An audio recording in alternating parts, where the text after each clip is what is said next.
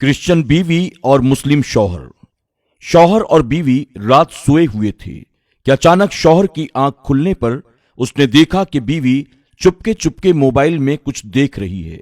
शौहर हैरत से समझने की कोशिश करने लगा कि रात के इस पहर आखिर ये क्यों जाग रही है। खैर, वो करवट बदलकर सो गया।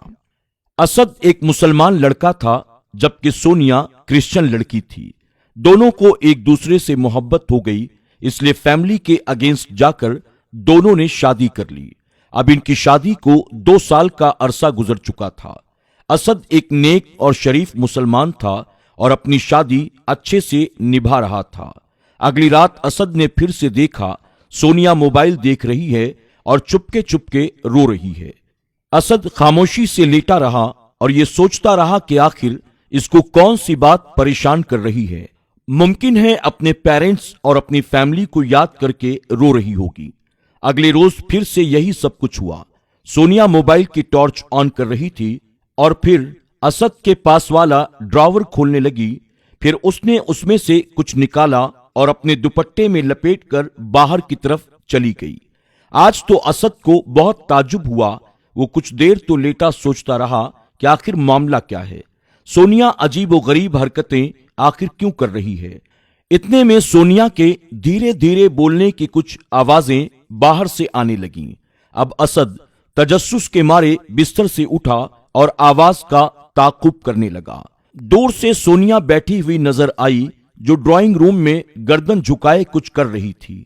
असद तजस्सुस के मारे आगे बढ़ा तो क्या देखता है कि सोनिया कुरान पाक खोले और साथ में मोबाइल पर ऑडियो लगाए पढ़ने और समझने की कोशिश कर रही है। अरे ये क्या, ये तुम क्या कर रही हो?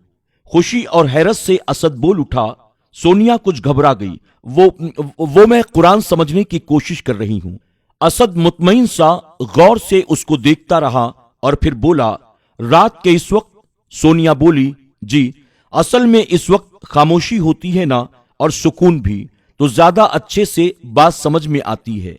लेकिन तुम्हें ये कुरान पाक पढ़ने का शौक कैसे हुआ? इस पर सोनिया बोली, जब से मैं आप जैसे अच्छे इंसान से मिली हूं और फिर शादी के बाद जब मैंने आपका अच्छा इखलाक और अच्छा रवैया अपने साथ देखा, तब से मैंने सोचा इतने अच्छे इंसान का दीन भी यकीनन बहुत अच्छा होगा। मुझे आपके दीन के बारे में जानना चाहिए और खुद से समझना चाहिए ताकि मैं भी आपकी तरह बन सकूं। असद खुशी से मुस्कुरा रहा था। अच्छा, तो इसीलिए आप दुपट्टे में लपेटकर दराज से कुरान पाक ले जा रही थीं। लेकिन सोनिया, मुझे यह समझ में नहीं आया कि आप आखिर रोती क्यों रहती हैं। असद के इस सवाल को सुनते ही सोनिया रो पड़ी और बोली, वो इसलिए कि इतनी उम्र गुजार दी मैंने इस खूबसूरत दीन के बगैर। क्या ही बेहतरीन है कुरान पाक, सच्चा और हक वाला। बहुत देर से ये बात मुझे समझ में आई। असद, मैं चाहती हूं कि हमारे बच्चे भी आपके दीन की राह पर चलें ताकि वो भी आपकी तरह अच्छे इंसान बन सकें। असद आसमान की तरफ नजर उठाकर अपने रब का शुक्र अदा करने लगा। ऐ अल्लाह, तेरा शुक्र है कि तूने मेरी बीवी को हिदायत अता कर दी, तूने मेरी दुआ को कबूल कर लिया। ऐ अल्लाह, तेरा हम पर बड़ा करम हो गया। असद की आंखों से मुसलसल आंसू बहते जा रहे थे और वो अपने रब का शुक्र अदा कर रहा था। या अल्लाह, दीन इस्लाम पर तू हमें इस्तिकामत देना और हमें खात्मा भी ईमान के साथ अता करना।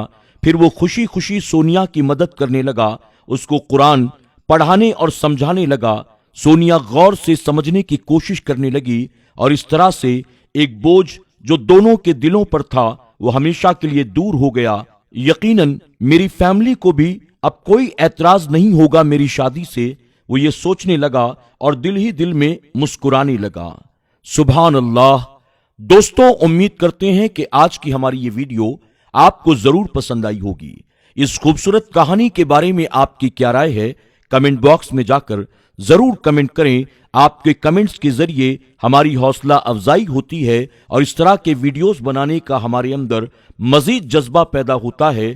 آپ کو اگر آج کی یہ کہانی پسند آئی ہو تو اسے لائک کرنے کے ساتھ ساتھ اپنے دوست احباب میں ضرور شیئر کریں۔ آج کی ویڈیو میں بس اتنا ہی۔ زندگی رہی تو بہت جلد ایک اور نئی کہانی کے ساتھ آپ کی خدمت میں حاضر ہوں گے۔